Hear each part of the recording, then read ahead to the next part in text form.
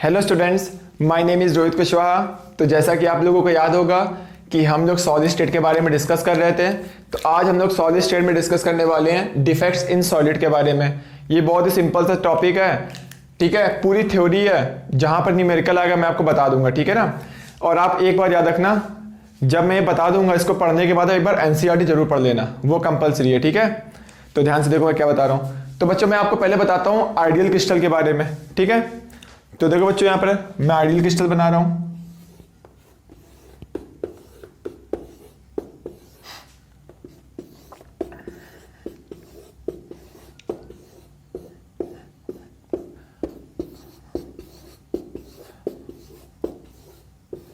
तो बच्चों देखो यहाँ पर अगर मैं कोई भी मान लो NaCl का स्ट्रक्चर बना रहा हूँ, तो ठीक है। NaCl के स्ट्रक्चर में क्या होता है, प्लस मीन्स मान लो कैटायन हो गया और माइनस मीन्स क्या हो गया, एनायन हो गया। या प्लस मीन्स आप बोल सकते हो मेटल है और माइनस मीन्स क्या है, नॉन मेटल्स है, ठीक है। तो यहाँ पर हर सोडियम के बीच में क्या होता है, एक क्लोरीन होता है, और हर क्लोरीन के बगल में क्या होता है, एक सोडियम होता है। क्या ये बात समझ में आप लोगों को? चलो ठीक है। तो बच्चों देखो ये जो लैटिस क्रिस्टल लैटिस दिया हुआ है, ये कैसा है तुम्हारा, ये आइडियल क्रिस्टल है। मतलब एक सोडियम के बगल में एक क्लोरीन होगा, उसके बगल में सोडियम होगा, उसके बगल में क्लोरीन होगा। जैसे कि मैंने मान लो 1 ग्राम NaCl ले लिया, तो बताओ बच्चों कितने मोल मैंने NaCl लिया। तो 1 ग्राम डिवाइड बाई 58.5, इतने मोल मैंने NaCl लिया। फिर उसमें अगर Na का मल्टीप्लाई कर दोगे तो नंबर ऑफ NaCl आ जाएंगे। फिर 4 से डिवाइड कर दोगे तो नंबर ऑफ यूनिट सेल आ जाएगी। तो देखो नंबर ऑफ यूनिट सेल कितनी बड़ी आ रही है, यानी बहुत ही ज्यादा नंबर यूनिट सेल होती है सिर्फ 1 ग्राम NaCl में।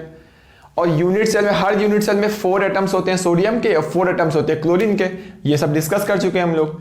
यानी 1 ग्राम अगर आप NaCl लोगे तो उसमें बहुत सारे एटम्स होंगे Na+ के और बहुत सारे एटम्स होंगे क्लोरीन के। तो जब आइडियल क्रिस्टल होता है मतलब हर सोडियम के बगल में क्लोरीन होना चाहिए और हर क्लोरीन के बगल में सोडियम होना चाहिए। बट रियल लाइफ में ऐसा नहीं होता है, ठीक है ना।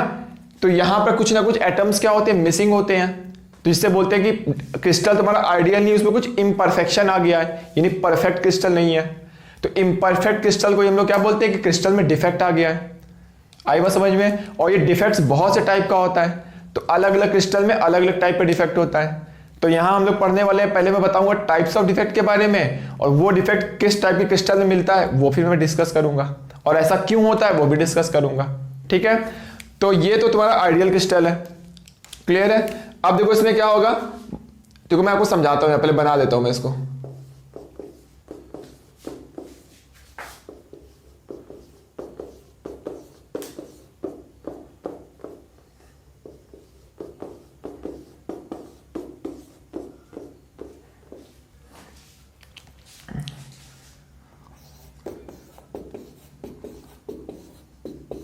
तो इतना डिफिकल्ट नहीं बच्चों, ठीक है, बहुत ही आसान सा चैप्टर। ये मेन चैप्टर तो खत्म ही हो गया है, बस थोड़ा सा पार्ट बचा हुआ है। और अगर आपको बच्चों उनमें कोई डाउट हो तो प्लीज़ कमेंट करके पूछ लेना। आप लोग डाउट ज़्यादा पूछते नहीं हो, तो मुझे समझ में नहीं आता कि आपको समझ में आया है कि नहीं आया है। तो देखो बच्चों यहाँ पर आइडियल क्रिस्टल मतलब क्या होगा, एक कैटायन होगा, एक एनायन होगा, एक कैटायन होगा, एक एनायन होगा, कैटायन एनायन होगा, ठीक है। तो ऐसा होगा, ये भी आइडियल है तो ऐसा होगा, plus minus plus minus plus, plus means cation, minus means anion, ठीक है। या प्लस मीन्स आप मेटल बोल सकते हो, माइनस मीन्स नॉन मेटल। तो बच्चों देखो ये आइडियल क्रिस्टल है, बट क्या होता है जैसे जैसे आप टेम्परेचर चेंज करोगे वैसे वैसे क्या होता है, ये फिर से रीअरेंज होते हैं इसके आयंस। जैसे मैं वाटर का एग्जांपल लेता हूं, तो वाटर बच्चों क्या होता है, अगर 1 atm प्रेशर है तो वाटर अगर 0 से कम टेम्परेचर लोगे तो सॉलिड फॉर्म में होगा, क्योंकि सॉलिड फॉर्म तब ज़्यादा स्टेबल होता है। अगर तुम 0 से 100 के बीच में टेम्परेचर लोगे तो वाटर क्या होगा, लिक्विड फॉर्म में होगा। 100 से ज़्यादा टेम्परेचर लोगे तो वाटर वेपर फॉर्म में होगा, क्योंकि उस टाइम वेपर फॉर्म स्टेबल होती है इस कंडीशन में। तो वैसे बच्चों क्या होता है आयनिक क्रिस्टल में, जैसे आप टेम्परेचर चेंज करते हो तो टेम्परेचर चेंज करते हो तो आयंस क्या होता है तुम्हारा, ये बार बार रीअरेंज होता है, और रीअरेंज होगा किसमें, स्टेबल होने के लिए, ठीक है। तो टेम्परेचर तुम चेंज करोगे तो आयंस रीअरेंज होंगे, और जब आयन रीअरेंज हो रहे होंगे उसी के बीच में क्या होगा, कुछ ना कुछ इम्परफेक्शन यानी डिफेक्ट्स आ जाएगा। तो डिफेक्ट देखो मेनली 2 टाइप का होता है। कौन कौन से टाइप का, देखो हो सकता है तुम्हारा देखो ये वाला आयन मिसिंग हो जाए, ठीक है। हो सकता है ये वाला आयन भी मिसिंग हो जाए, हो सकता है ये वाला आयन भी मिसिंग हो जाए, हो सकता है ये वाला आयन भी मिसिंग हो जाए। तो ऐसे डिफेक्ट को हम लोग क्या बोलते हैं, इसको हम लोग बोलते हैं पॉइंट डिफेक्ट, समझो बात को। तो डिफेक्ट क्या होगा तुम्हारा, एक हो गया पॉइंट डिफेक्ट, और दूसरा देखो क्या होता है, हो सकता है तुम्हारा पॉइंट ना डिफेक्ट हो, पूरी एक लाइन ही डिफेक्ट हो जाए। देखो ये वाली लाइन पूरी क्या हो गई, डिफेक्ट हो गई, तो इसको हम लोग क्या बोलते हैं, लाइन डिफेक्ट बोलते हैं। तो यानी कोई भी क्रिस्टल आइडियल नहीं होता, उसमें कोई ना कोई टाइप का डिफेक्ट होता है, बट वो डिफेक्ट बहुत ही कम होता है, माइन्यूट होता है, ठीक है ना, कि उसको आप नेग्लेक्ट भी कर सकते हो, क्योंकि 1 ग्राम NaCl में बहुत सारे NaCl होंगे, उसमें थोड़ा बहुत अगर डिफेक्ट होगा, हम लोग अभी आगे से परसेंट भी निकालेंगे, ठीक है ना, तो वो बहुत ही माइन्यूट डिफेक्ट होता है। उससे क्या होता है, सॉलिड की बहुत सारी प्रॉपर्टीज चेंज हो जाती है। अब कौन सी प्रॉपर्टी चेंज होती है वो भी हम लोग डिस्कस करेंगे अभी। तो पहले मैं डिफेक्ट के बारे में बता रहा था आपको। तो डिफेक्ट 2 टाइप का होगा, इसको बोलते हैं पॉइंट डिफेक्ट, और ऐसे डिफेक्ट को हम लोग क्या बोलते हैं, लाइन डिफेक्ट। तो हम लोगों को बच्चों देखो पॉइंट डिफेक्ट के बारे में पढ़ना है और लाइन डिफेक्ट के बारे में नहीं पढ़ना है। क्या ये बात समझे आप लोगों को? तो आप लोग जल्दी से नोट करो, फिर मैं पॉइंट डिफेक्ट के बारे में बताता हूं आपको। तो बच्चों देखो जस्ट मैंने अभी आपको बताया कि हम लोगों को पॉइंट डिफेक्ट के बारे में पढ़ना है, लाइन डिफेक्ट के बारे में डिस्कस नहीं करना है। तो हम लोग नेक्स्ट पढ़ते हैं, point defect can be classified into 3 types. तो देखो 1 बाय 1 मैं डिस्कस करता हूं। तो पहला देखो क्या होगा,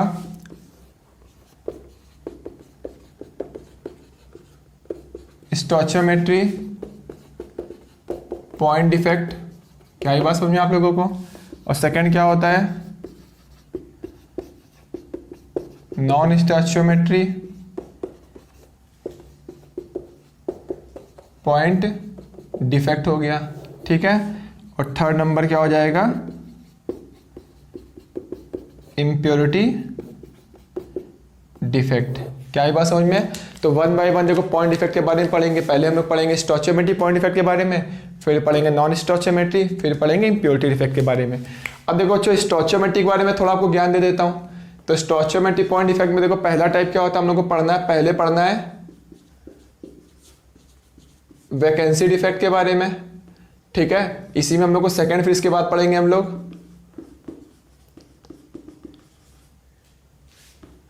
इंटरस्टिशियल डिफेक्ट के बारे में डिस्कस करेंगे, ठीक है।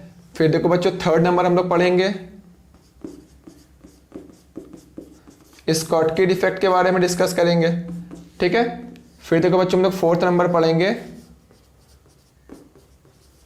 फ्रैंकेल डिफेक्ट के बारे में, ठीक है। तो पहले मैं अभी देखो स्टोइचियोमेट्री पॉइंट डिफेक्ट के बारे में डिस्कस करने वाला हूं, उसके बाद ये पढ़ेंगे, उसके बाद ये पढ़ेंगे। तो स्टोइचियोमेट्री में मैं स्टार्ट करूंगा वैकेंसी डिफेक्ट, फिर इंटरस्टिशियल डिफेक्ट, फिर ये डिफेक्ट, फिर ये डिफेक्ट। और बच्चों याद रखो ये जो दोनों डिफेक्ट होता है किसमें होता है, नॉन आयनिक सॉलिड में होता है, जबकि ये 2 डिफेक्ट किसमें होता है, आयनिक सॉलिड में होता है। तो हम लोग को इसको ज्यादा नहीं पढ़ना, हम लोग को मेनली इन दोनों के बारे में पढ़ना है, और इन्हीं दोनों के ऊपर क्वेश्चन पूछे जाते हैं। बट मैं बता दूंगा आपको, थोड़ी थोड़ी इंफॉर्मेशन इसके बारे में दे दूंगा। तो पहले तो आप इसको नोट कर लीजिए, और एनसीईआरटी जरूर पढ़िएगा आप, ठीक है ना। तो बच्चों देखो हम लोग नेक्स्ट पढ़ते हैं पॉइंट डिफेक्ट के बारे में। फर्स्ट नंबर पढ़ेंगे स्टोइचियोमेट्री पॉइंट डिफेक्ट के बारे में, जो कि अभी मैंने थोड़ी देर पहले बताया आप लोगों को। तो स्टोइचियोमेट्री पॉइंट डिफेक्ट को इंट्रिंसिक डिफेक्ट या फिर थर्मोडायनेमिक डिफेक्ट भी बोलते हैं, आपको याद रखना है। तो उसमें भी देखो आपने 4 पढ़े थे, एक पढ़ा था वैकेंसी डिफेक्ट होगा, दूसरा क्या होगा, इंटरस्टिशियल डिफेक्ट। तो पहले मैं देखो वैकेंसी डिफेक्ट के बारे में बताता हूँ, ठीक है। तो देखो बच्चों पहली बात, ये जो डिफेक्ट होता है किसमें होता है, नॉन आयनिक सॉलिड में होता है, और ये डिफेक्ट भी किसमें होता है, नॉन आयनिक सॉलिड में होता है। क्या आ रही बात समझ में आप लोगों को? चलो ठीक है। अब देखो वैकेंसी डिफेक्ट मतलब क्या होता है वो भी मैं आपको समझा देता हूं, और इससे देखो इफेक्ट क्या होता है।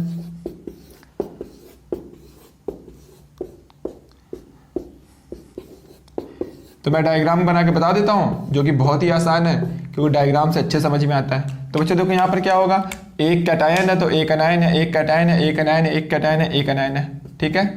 मैंने ऐसे बना दिया। अब देखो बच्चों यहाँ पर क्या होगा, यहाँ पर देखो वैकेंसी डिफेक्ट मतलब क्या होता है कि यहाँ पर मान लो क्या हो जाए, ये मिसिंग हो जाए, तो यहाँ पर क्या होगी, इसकी एक वैकेंसी क्रिएट हो जाएगी। तो ऐसे डिफेक्ट को हम लोग क्या बोलते हैं, वैकेंसी डिफेक्ट बोलते हैं। आई बात समझ में आप लोगों को? तो देखो बच्चों यहाँ पे वॉल्यूम क्या है, सेम है, और इसका देखो मास क्या हो गया है, ध्यान से देखो, इसका मास डिक्रीज कर गया है, जबकि वॉल्यूम क्या है इसका, सेम है। तो बच्चों देखो डेंसिटी क्या होती है, डेंसिटी होती है मास अपॉन वॉल्यूम। तो वॉल्यूम देखो मास इसका क्या है, कम हो चुका है, वॉल्यूम सेम है, तो मास कम होगा तो डेंसिटी क्या होगी, कम हो जाएगी। मतलब इस डिफेक्ट से देखो क्या होता है, डेंसिटी जो क्रिस्टल की होती है वो क्या होगी, सॉरी जो नॉन आयनिक सॉलिड होते हैं उनकी डेंसिटी क्या होगी, डिक्रीज हो जाएगी। क्लियर है आप लोगों को?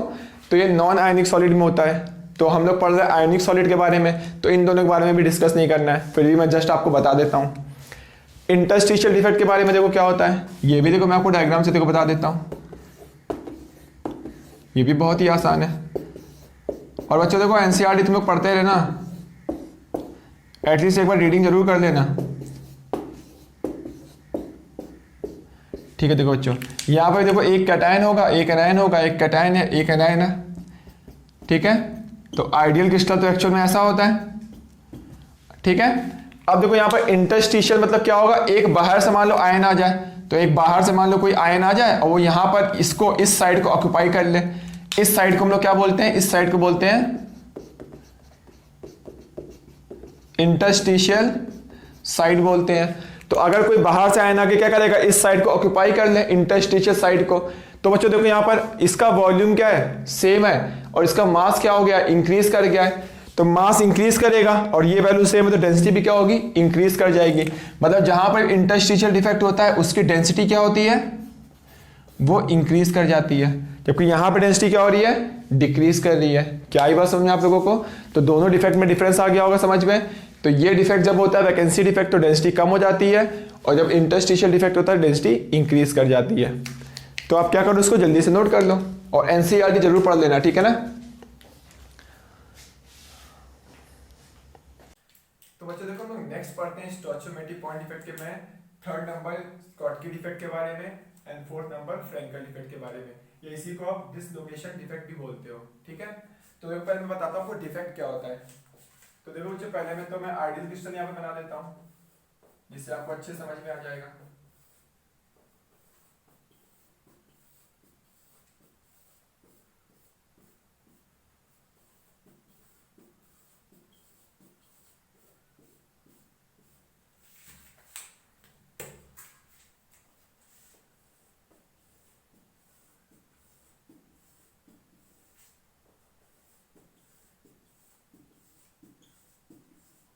बच्चों देखो एनसीईआरटी आप लोग पढ़ते रहना, ठीक है ना।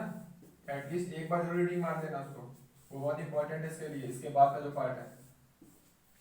तो देखो यहाँ पर आइडियल क्रिस्टल मतलब क्या होगा, यहाँ पे cation anion cation anion cation anion होगा, फिर ऐसा ही होगा। तो ये तो होता है आइडियल क्रिस्टल, ठीक है। अब बच्चों देखो स्कॉटकी डिफेक्ट मतलब क्या होगा कि यहाँ पर देखो ये स्टोइचियोमेट्रिक पॉइंट डिफेक्ट है, यानी यहाँ पर जो स्टोइचियोमेट्री होगा वो यहाँ पर सेम रहेगा। सेम रहेगा मतलब यहाँ पर मैं ये बोल सकता हूँ कि यहाँ पर जो कंपाउंड होते हैं, यानी जितने कैटायन मिसिंग होंगे उतने ही एनायन मिसिंग होंगे। जैसे कि मान लो 100 कैटायन है और 100 एनायन है किसी भी क्रिस्टल में, तो उसका इंपिरिकल फॉर्मूला क्या होगा। अगर मान लो देखो मैं देखो एग्जांपल लेके बता रहा हूँ, अगर मान लो 100 सोडियम है और 100 क्लोरीन है, तो इसका इंपिरिकल फॉर्मूला कितना होगा, NaCl क्या हो जाएगा, इसका इंपिरिकल फॉर्मूला हो जाएगा। अगर मान लो यहाँ से सेम नंबर ऑफ कैटायन और same number of anion missing हो जाए, जैसे मान लो मैंने 2 कैटायन मिसिंग कर दिए, तो 98 कैटायन हुआ और 2 एनायन भी मिसिंग हो गए। अब भी देखो बच्चों यार इसका इंपिरिकल फॉर्मूला कितना रहेगा, अभी भी इंपिरिकल फॉर्मूला क्या रहेगा, सेम रहेगा। तो मतलब इस स्कॉटकी डिफेक्ट मतलब क्या होता है, जितने नंबर ऑफ कैटायन मिसिंग होते हैं उतने ही नंबर ऑफ क्या हो जाते हैं, एनायन मिसिंग हो जाते हैं। तो ऐसे देखो डिफेक्ट को हम लोग क्या बोलते हैं, ऐसे डिफेक्ट को बोलते हैं स्कॉटकी डिफेक्ट। क्लियर है। अब देखो बच्चों यहाँ पर वॉल्यूम सेम है और यहाँ मास क्या हो चुका है, डिक्रीज कर गया है। तो डेंसिटी क्या होती है, मास अपन वॉल्यूम होती है। मास कम होगा तो डेंसिटी भी क्या होगी, कम हो जाएगी, क्योंकि वॉल्यूम तो सेम है। यानी जब भी स्कॉटकी डिफेक्ट होता है तो डेंसिटी क्या होती है क्रिस्टल की तुम्हारी, डिक्रीज कर जाती है। क्लियर है। तो बच्चों यहां पर देख लो, अभी समझ लो, यहां पर इक्वल रेशियो में मतलब मैं बोला इंपिरिकल फॉर्मूला सेम रहेगा। ये सबसे इंपॉर्टेंट पॉइंट है कि ये डिफेक्ट में क्या होता है, मैं लिख देता हूं जो सबसे इंपॉर्टेंट पॉइंट है कि यहां पर इन दोनों ही डिफेक्ट में इंपिरिकल फॉर्मूला सेम होता है, चाहे वो ये डिफेक्ट हो चाहे वो ये डिफेक्ट हो। तो उसको हम लोग क्या बोलते हैं, स्टोइचियोमेट्रिक पॉइंट डिफेक्ट बोलते हैं। तो यहाँ पर सेम नंबर ऑफ कैटायन और एनायन मिसिंग हो जाएंगे क्योंकि 1:1 का रेशियो है। तो देखो यहाँ पर क्या होगा, इंपिरिकल फॉर्मूला चेंज नहीं होने वाला, NaCl का NaCl ही रहेगा, लेकिन इसकी डेंसिटी क्या हो जाएगी, डिक्रीज कर जाएगी। ठीक है। अब देखो बच्चों फ्रैंकल डिफेक्ट क्या होता है, जैसे ये कैटायन एनायन है, कैटायन एनायन कर दिया, ठीक है।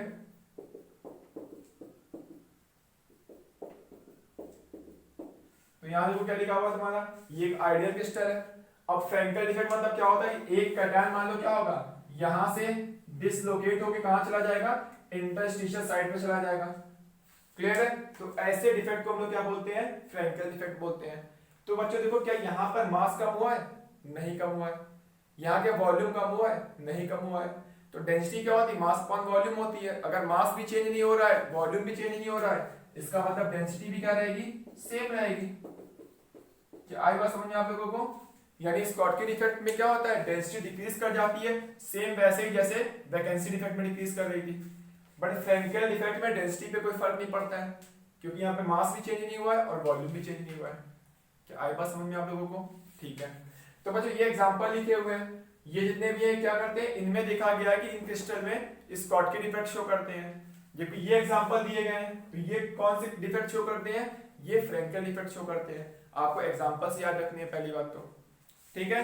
और जनरली देखा गया है कि जो स्कॉटकी डिफेक्ट शो करते हैं उनका देखो यहाँ पर हाई कोऑर्डिनेशन नंबर होता है, ठीक है। और जो फ्रैंकल डिफेक्ट शो करते हैं उनमें आपको याद रखना उनका कोऑर्डिनेशन नंबर क्या देखा गया है कि जनरली का कोऑर्डिनेशन नंबर लो होता है। आई बात समझ में? तो हाई कोऑर्डिनेशन नंबर वाले स्कॉटकी डिफेक्ट शो करते हैं और लो कोऑर्डिनेशन नंबर वाले फ्रैंकल डिफेक्ट शो करते हैं। क्लियर हो गया आप लोगों को?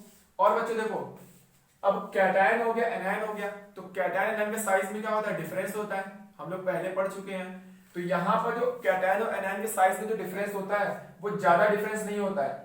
होगा तो एनायन का साइज ही बड़ा, कोई एक बड़ा ही होगा, तो एनायन का साइज ही जनरली बड़ा होगा।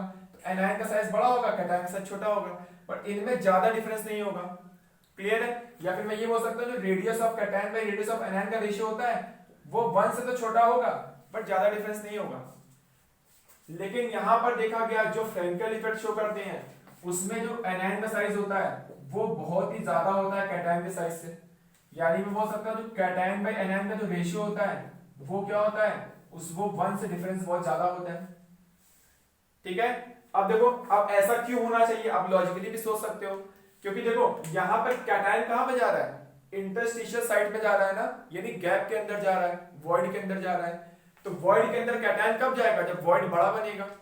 अब वॉइड बड़ा कब बनेगा, जब कैटायन का, जब एनायन का साइज बहुत बड़ा होगा, यानी जब ये एटम्स बहुत बड़े बड़े होंगे तो वॉइड भी बड़ा बनाएंगे, और वॉइड बड़ा बनाएंगे और वॉइड के अंदर कैटायन जाना है तो वॉइड बड़ा होना चाहिए और कैटायन का साइज छोटा होना चाहिए। तो वॉइड बड़ा कब होगा, जब एनायन बड़ा होगा।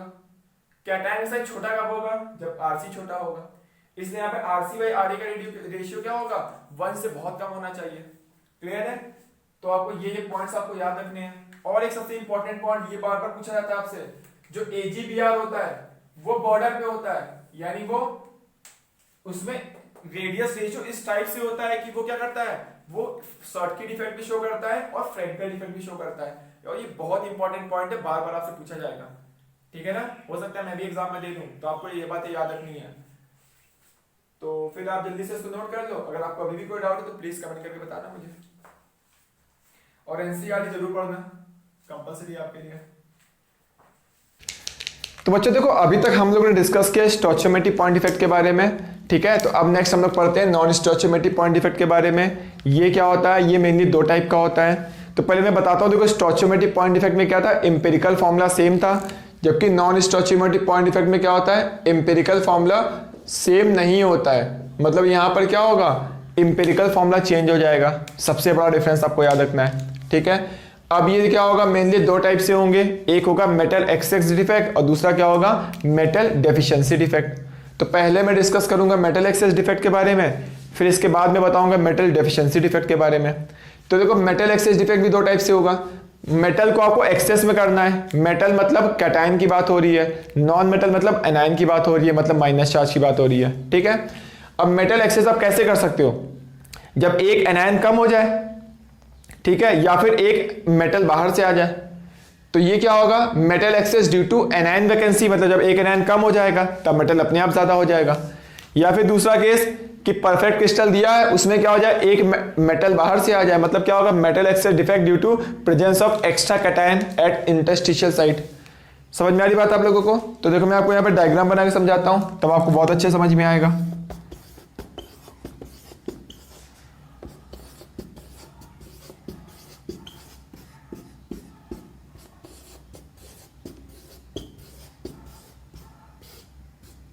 ये हो गया। तो देखो बच्चों यहाँ पे मेटल मतलब प्लस मतलब कैटायन, माइनस मीन्स एनायन हो गया, ठीक है, प्लस मीन्स कैटायन हो गया और माइनस मीन्स एनायन हो गया।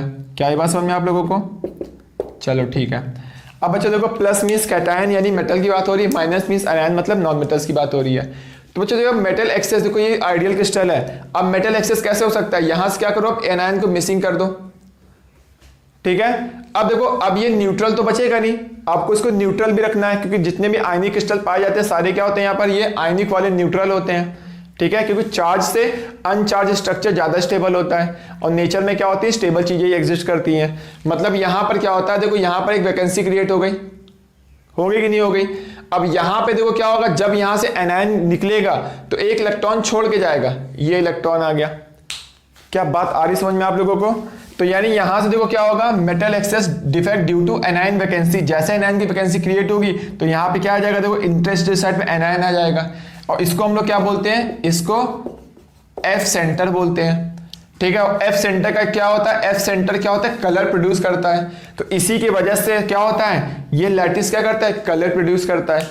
तो आपको याद रखना कि एफ सेंटर क्या होता है और ये क्या करता है, कलर प्रोड्यूस करता है, ठीक है ना। यानी इसी की वजह से कंपाउंड क्या करता है, कलर शो करते हैं बहुत से कंपाउंड, ठीक है। नेक्स्ट आते हैं, देखो अब ये metal excess defect due to anion vacancy किसमें होता है, तो आपको दो एग्जांपल्स याद रखनी है, NaCl एंड KCl, ठीक है।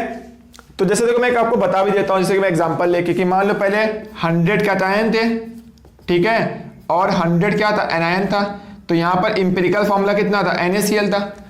अब मान लो बच्चों कि यहां पर एक एनायन ज्यादा मिसिंग हो गया, मतलब कैटायन अभी भी 100 है। अब एनायन कितना हो चुका है, एनायन हो चुका है 99Cl हो चुका है, ठीक है। और एक एनायन मिसिंग हो गया, उसकी जगह क्या आ चुका है, इलेक्ट्रॉन आ चुका है। तो अभी भी ये रहेगा तो न्यूट्रल, बट यहां पर देखो क्या होगा, मेटल ज्यादा हो गया, 100 का 100 है, बट यहां पे एनायन कम हो गया, मतलब मेटल ज्यादा हो गया। तो ऐसे डिफेक्ट को हम लोग क्या बोलते हैं, मेटल एक्सेस डिफेक्ट। तो यहां बताओ बच्चों इंपेरिकल फॉर्मूला चेंज होगा कि नहीं होगा, हो जाएगा। तो देखो मैं यहां पर इसको ए मानता हूं, चलो ये कैटायन है और ए बी करके अच्छे समझ में आएगा आपको, ये एनायन हो गया। तो यहां पे इंपेरिकल फॉर्मूला पहले कितना था, पहले इंपेरिकल फॉर्मूला ए बी था। अभी क्या होगा, ए अभी उतना ही है, बट बी क्या हो गया तुम्हारा, कम हो गया। तो यहां पर देखो ए कितना हो गया, 100, यानी ए की वैल्यू तो 1 है, देखो, और बी कितना हो गया, 0.99 हो गया। तो यहां देखो पहले इंपेरिकल फॉर्मूला ए बी था, अभी इंपेरिकल फॉर्मूला कितना हो गया है, ए बी 0.99 हो चुका है। तो ऐसे डिफेक्ट को हम लोग क्या बोलते हैं, metal excess defect due to anion vacancy. तो ये कम हो जा रहा है ना, क्यों हो जा रहा है, क्योंकि एनायन की वैकेंसी की वजह से हो रहा है। तो उससे क्या हो रहा है, एफ सेंटर प्रोड्यूस हो रहा है। तो एफ सेंटर क्या करता है, बहुत से कंपाउंड एफ सेंटर की वजह से कलर शो करते हैं। समझ पा रहे हो मेरी बात को? चलो ठीक है। अब देखो metal excess defect due to presence of extra cation. तो देखो यहां पर क्या होगा, ये भी देखो मैं आपको बना के समझा देता हूं।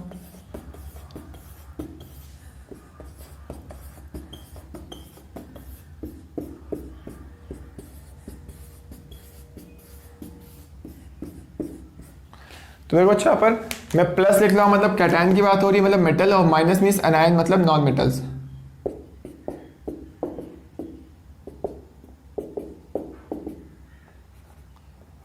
समझ में आई बात आप लोगों को? चलो ठीक है। अब बच्चों ये आइडियल क्रिस्टल था, अब क्या बोल रहा है कि मेटल एक्सेस करना है मुझे। अब मैं यहां पर देखो मेटल एक्सेस डिफेक्ट में क्या होता है, यहां पर एक एक्स्ट्रा क्या हो जाता है, इंटरस्टिशियल साइड में क्या आ जाता है, कैटायन आ जाता है, क्लियर है। और इसको न्यूट्रल करने के लिए क्या आ जाएगा, एक एनायन आ जाएगा। क्या आई बात समझ में आप लोगों को? तो यहां तो एफ सेंटर बन रहा था, तो यहां पर देखो क्या होगा, कैटायन आ गया तो एनायन आ गया, तो ओवरऑल ये भी न्यूट्रल रहेगा। मतलब ये वाला कंपाउंड भी क्या होता है, इस डिफेक्ट से भी न्यूट्रल रहता है। और जब ये वाला डिफेक्ट होता है तब भी क्या होता है, यहां पर ये लैटिस क्या होता है, न्यूट्रल होता है क्रिस्टल, ठीक है। अब देखो एक्स्ट्रा जब बाहर से कैटायन आ जाएगा तो क्या होगा, देखो यहां पर, अब देखो कैटायन बढ़ गया है, तो ये न्यूट्रल ही, बट कैटायन बढ़ चुका है एज कंपेयर टू एनायन। जैसे मान लो पहले 100 कैटायन थे और 100 क्या थे, एनायन थे, क्लियर है। मैंने चलो क्या ले लिया, बी माइनस ले लिया। तो इंपेरिकल फॉर्मूला पहले कितना था, ए बी था, बट अब मान लो यहाँ पे कैटायन कितने हो गए, 101 हो गए हैं। एनायन कितना है, अभी भी 100 है। तो देखो इसका इंपेरिकल फॉर्मूला कितना हो जाएगा, 1.01 बी हो जाएगा। तो देखो यहाँ पे इंपेरिकल फॉर्मूला चेंज हो गया कि नहीं हो गया। तो ऐसे डिफेक्ट को हम लोग क्या बोलते हैं, नॉन स्टोइचोमेट्रिक पॉइंट डिफेक्ट बोलते हैं। क्या समझ पा रहे हो बात मेरी यहाँ पर? चलो फिर ठीक है। तो बच्चों समझो, देखो यानी और ये डिफेक्ट जनरली कौन शो करता है, ZnO में जो डिफेक्ट होता है वो कौन सा होता है, मेटल एक्सचेंज डिफेक्ट होता है। कैसे, due to presence of extra cation at interstitial site. इस गैप को हम लोग क्या बोलते हैं, इंटरस्टिशियल साइट बोलते हैं। ठीक है, तो ये F सेंटर जरूर आप लोग याद रखना। तो बच्चों देखो हम लोगों ने नॉन स्टॉचिंग पॉइंट डिफेक्ट एक पढ़ लिया, मेटल एक्सचेंज डिफेक्ट, ठीक है ना। अब देखो हम लोग सेकंड नंबर इसमें पढ़ने वाले हैं, ये सबसे ज्यादा इंपॉर्टेंट है, यही से आपसे क्वेश्चन पूछा जाएगा, मेटल डेफिशिएंसी डिफेक्ट। ठीक है, तो देखो मेटल डेफिशिएंसी डिफेक्ट क्या होता है मैं बता देता हूं।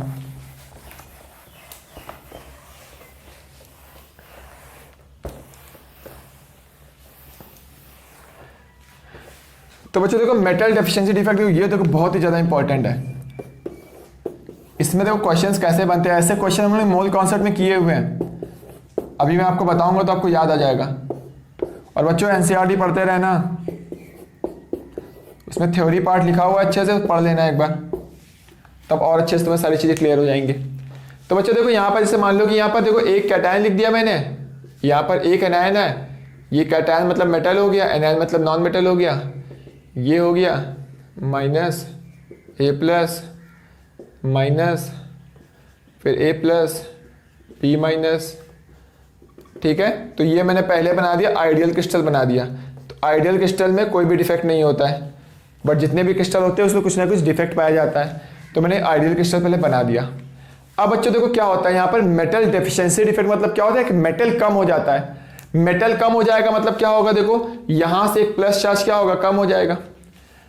ठीक है, यानी अगर मैं बात करूं यहां पर देखो पहले कितने थे, मान लो 100 क्या थे तुम्हारे कैटायन थे, जैसे मान लो यहां पर मान लो पहले 100 Fe+2 के एटम्स थे, चलो मैंने मान लिए, और 100 पहले कितने थे O-2 के एटम्स थे। A प्लस को Fe+2 मान लिया, O-2 को मैंने B- मान लिया। ठीक है, अब बच्चों यहां पर इसका इंपिरिकल फॉर्मूला पैसे कितना था, FeO था। क्लियर है, तो ये आइडियल क्रिस्टल था तो इसके 100 एटम्स थे और इसके 100 थे, तो FeO इंपिरिकल फॉर्मूला आ गया था इसका। अब मैंने क्या बोला कि यहां से एक Fe+2 मान लो हट गया, यानी A प्लस कम हो गया। अब अगर कम होगा तो अब बताओ बच्चों ये कम होने के बाद क्या होगा, अब तो ये न्यूट्रल नहीं बचा। बाद में बोल रहा हूं कि न्यूट्रल स्ट्रक्चर सबसे ज्यादा स्टेबल होता है, तो ये अभी भी न्यूट्रल रहेगा। अब न्यूट्रल होने के लिए क्या होगा, तो यहां से जो A प्लस कम हुआ है, ठीक है ना, तो एक किसी भी A को देखो 2 A प्लस कम होंगे और इसकी जगह रिप्लेस कौन कर देगा, A+2 इसको रिप्लेस कर देगा। यानी देखो यहां पर हुआ क्या, देखो यहां पर जैसे मान लो पहले इंपिरिकल फॉर्मूला 100 था, एग्जांपल देखो मैं समझा रहा हूं, बहुत ही ध्यान से सुनना। तो 100 क्या थे, Fe+2 थे और 100 FeO-2 थे, तो FeO इंपिरिकल फॉर्मूला आ रहा था। मैंने क्या किया यहां से मान लो 4 या फिर मान लो 6 मैंने क्या कर दिया, देखो 6 Fe+2 कम कर दिया, तो 6 Fe+2 कम करोगे तो कितना हो जाएगा, यहां पर जो आयरन बचेगा कितना बचेगा, यहां से मान लो मैंने 12 माइनस चार्ज कम कर दिया, और मैंने क्या किया यहां पर 4 Fe+3 ऐड कर दिया। यानी इसमें कितने हो क्या रहा है, मेनली यहां पर Fe+3 के आयन Fe+2 के आयन को रिप्लेस कर दे रहा है। यहां पर क्या हो रहा था, Fe+2 का आयन ने Fe+1 के आयरन को रिप्लेस कर दिया था, तो ये एक टाइप की देखो वैकेंसी क्रिएट हो गई है। इसको हम लोग क्या बोलते हैं, इसको कैटायन वैकेंसी बोलते हैं, और इसी के ऊपर अभी हम लोग क्वेश्चंस भी सॉल्व करेंगे। तो इसको हम लोग क्या बोलते हैं, कैटायन वैकेंसी बोलते हैं। क्लियर है, चलो ठीक है। तो यहां पर देखो Fe+3 के एटम्स Fe+2 एटम को रिप्लेस कर दे रहे हैं, तो यहां से मैंने मान लिया कि 6 Fe+2 के एटम्स कम हो गए, तो यहां पे कितने बचे, देखो 6 Fe+2 थे, तो यानी यहां पे जो बचेगा कितना बचेगा, 94 Fe+2 बचेगा, और 6 कम होंगे उसकी जगह 4 कौन से एटम आ गए, Fe+3 के एटम्स आ गए, तो 4 एटम किसके आ गए, Fe+3 के आ गए। O के एटम्स अभी भी सेम है, तो ये सेम है। ठीक है, तो पहले देखो 100 कैटायन था और 100 एनायन था, तो इंपिरिकल फॉर्मूला ये था। अभी देखो कितना हो गया, 98 कैटायन हो गया, ध्यान से देखो 98 आयरन है और 100 ऑक्सीजन है, तो अब इसका इंपिरिकल फॉर्मूला कितना होगा, 0.980 हो गया। तो देखो यहां पर इंपिरिकल फॉर्मूला चेंज हो गया, तो ऐसे डिफेक्ट को बोलते हैं हम लोग नॉन स्टॉइचोमेट्रिक पॉइंट डिफेक्ट। बट मैं बोल रहा हूं अभी भी ये न्यूट्रल है, पहले देखो 200 प्लस चार्ज था, 200 माइनस चार्ज था, न्यूट्रल था। अभी भी देखो यहां पे चार्ज कितने का है, -200 का, यहां चार्ज कितने का है, +12 का, यहां चार्ज कितने का है, 188 का, तो अभी भी देखो कितना हो गया 200, ये भी कितना है -200। चार्ज अभी भी न्यूट्रल है, क्यों? क्योंकि जितना चार्ज कम हुआ उतना चार्ज बढ़ गया। लेकिन यहां पर वैकेंसी एक क्रिएट हो गई। कितनी वैकेंसी क्रिएट हो गई? 2 वैकेंसी क्रिएट हो गई। तो वैकेंसी के ऊपर क्वेश्चंस पूछे जाते हैं, वो मैं अभी डिस्कस करूंगा, ठीक है ना। पहले आप इसको समझ लो कि डिफेक्ट होता क्या है। तो यहां पर देखो नॉन स्टोइचियोमेट्रिक कोएफिशिएंट क्या होगा, देखो नॉन स्टोइचियोमेट्रिक जो भी रेशियो है वो चेंज हो चुका है। तो ऐसे डिफेक्ट को हम लोग बोलते हैं नॉन स्टोइचियोमेट्रिक डिफेक्ट, ठीक है। तो यहां पर देखो इंपिरिकल फॉर्मूला चेंज हो गया है। तो आपको समझ में आ रही बात है? तो मैं इस पार्ट को रब करता हूं। अब देखो इसी के ऊपर मैंने मोल कॉन्सेप्ट में क्वेश्चन किया हुआ था, याद करो आप लोग। यानी ऐसे टाइप के जितने भी कंपाउंड बनते हैं नॉन स्टोइचियोमेट्रिक टाइप के कंपाउंड, इस टाइप के कंपाउंड हो गया, या फिर मान लो हो गया Fe0.93O हो गया, या फिर Ni0.98O हो गया। तो ऐसे टाइप के जो भी कंपाउंड बनते हैं सारे इसी डिफेक्ट की वजह से बनते हैं। कौन से डिफेक्ट? Metal deficiency defect. कैसे? Due to cation vacancy. Clear है? चलो फिर, बहुत अच्छी बात है। अब देखो यहां पे क्वेश्चन क्या पूछा जाएगा, calculate percent of Fe+2 and Fe+3 किसमें? इन Fe0.98O। इसमें बोला जाएगा कि बच्चों बताओ कि Fe+2+3 का परसेंट बताओ। क्यों? क्योंकि देखो बच्चों इस वाले कंपाउंड में Fe+2 भी है और Fe+3 भी है, ठीक है ना। तो यहां पर ये Fe0.98O लिखा है, मतलब Fe+2+3 दोनों है इसके अंदर। अब बोला बताओ बच्चों इसमें कितने परसेंट Fe+2 है और कितने परसेंट Fe+3 है, ठीक है। तो हम लोगों को परसेंट कैलकुलेट करना है। तो देखो हम लोग कैलकुलेट कर सकते हैं, बहुत ही आसान है। वो आप लोग भी कैलकुलेट कर सकते हो, कोई बड़ी बात नहीं है। तो देखो बच्चों यहां पर टोटल आइटम कितने हैं, देखो यहां पर टोटल आइटम कितने हैं। तो मैं इस पार्ट को रफ करता हूं पहले तो आयरन के टोटल आइटम कितने हैं? आयरन के टोटल आइटम है 98। तो देखो यहां पर 3 मेथड से मैं देखो आपको इसी सेम क्वेश्चन को बताता हूं। तो मैं मेथड 1 बताता हूं पहले आपको। तो मेथड 1 से कैसे सॉल्व करोगे? तो यहां टोटल देखो Fe+2 का परसेंट निकालना है कि कितने परसेंट एटम है Fe+2 के। एटम का मैं परसेंट निकाल रहा हूं। तो Fe+2 के एटम्स कितने हैं देखो 94, और टोटल एटम आयरन के कितने हैं 98। यानी 98 में 94 एटम Fe+2 के हैं इंटू 100। तो ये परसेंट किसका आ गया? Fe+2 का आ गया। अगर मुझे Fe+3 का परसेंट निकालना है तो 100 से माइनस कर दो तब भी आ जाएगा। अगर आपको नहीं करना तो ऐसे भी निकाल लो। टोटल 4 एटम है 98 एटम से इंटू 100। तो यहाँ से किसका परसेंट आ गया? +3 का परसेंट आ गया। तो ये तो पहला मेथड हो गया जो कि आप सब लोग सॉल्व कर लोगे। क्लियर है आप लोगों को? चलो ठीक है। तो देखो मैं नेक्स्ट और इसी का देखो और भी मेथड से सॉल्व करता हूँ सेम क्वेश्चन को। देखो दूसरा क्वेश्चन मेथड क्या होगा। तो दूसरा देखो एक मेथड आपने मोल कॉन्सेप्ट में शॉर्टकट पढ़ा था, मैं आपको याद दिलाने को ट्राई करता हूं कि जैसे मान लो आपको ये दिया हुआ है, ये दिया हुआ है Fe+2 की बात हो रही है, यहां पर Fe+3 की बात हो रही है। बीच में जो होगा एवरेज वैल्यू है। एवरेज कैसे निकालते हैं? इस आयरन को क्या मान लो? X मान लो। अब इसकी ऑक्सीडेशन स्टेट निकालो। तो यहां पे क्या होगा देखो, यहां पर होगा 0.98 एटम्स है X, ठीक है, -2 = 0। तो X की वैल्यू कितनी आएगी? 2 / 0.98 ये वैल्यू आ रही है। यानी X की जो ऑक्सीडेशन स्टेट आ रही है आयरन की, यहां पर देखो, तो आयरन की ऑक्सीडेशन स्टेट कितनी आ रही है यहां पर? ये आ रही 2 / मैं लिख देता हूं यहां पर। तो ये वैल्यू है 2 / 0.98 है, ठीक है। अब देखो बच्चों यहां पर परसेंट ऑफ आयरन कैसे आएगा? तो +2 का अगर आपको परसेंट निकालना है तो हम लोग ने शॉर्टकट पढ़ा था मोल कॉन्सेप्ट में, आपको याद होगा। इसके बीच का difference by total difference into 100। यानी इसके बीच का डिफरेंस कितना होगा? हाईएस्ट 3 है और एवरेज 2 / 0.98 है। यानी आएगा 3 - 2 / 0.98 डिवाइड बाई यहां पर आएगा 3 - 2 इंटू 100। यानी इसका परसेंट निकालना है तो इसके बीच का difference by total difference into क्या कर दोगे? 100 कर दोगे। क्लियर है? अगर आपको परसेंट निकालना है Fe+3 का, तो Fe3 का परसेंट कैसे आएगा? 100 से माइनस कर दो तब भी आंसर आ जाएगा। या फिर आप क्या करोगे, इसका अगर परसेंट निकालना है तो इसके अपोजिट वाले का बीच का डिफरेंस, तो ये वैल्यू ज्यादा ये वैल्यू कम है, तो क्या होगा 2.0.98 -2 डिवाइड बाई 3 - 2 इंटू 100। तो बच्चों यहाँ से fe+2 निकाल लेना और यहाँ से निकाल लेना, देखना दोनों वैल्यू सेम आएगी। तो एक बार कैलकुलेट करके चेक कर लेना, ठीक है। यहाँ से fe+3 निकालना और एक बार यहाँ से निकालना, देखना दोनों वैल्यू सेम आ रही होगी। तो देखो दो मेथड से क्वेश्चन सॉल्व कर दिया हम लोगों ने, ठीक है। और भी देखो हम लोग दो मेथड से और सॉल्व कर सकते हैं, कोई बड़ी बात नहीं है इसको। तो देखो मैं नेक्स्ट थर्ड मेथड डिस्कस करने वाला हूँ, तो इसको मैं रफ करता हूँ उसके लिए। तो बच्चों देखो यहाँ पर आपको जो परसेंट निकालना है, किसका निकालना है, fe+2 का निकालना है और fe+3 का निकालना है। तो बताओ बच्चों परसेंट किससे होता है, परसेंट हम लोग हमेशा 100 से निकालते हैं। तो मैंने मान लिया कि इसके परसेंट कितने हैं, x% है, तो ये कितना हो जाएगा, ये 100 माइनस x% हो जाएगा। क्या मेरी बात समझ पा रहे हो आप लोग, इसको फील कर पा रहे हो नहीं कर पा रहे हो, ठीक है। बहुत ही सिंपल है, इतना कोई डिफिकल्ट नहीं है। तो एक को मैंने x मान लिया तो दूसरा कितना हो गया, 100 माइनस x हो गया।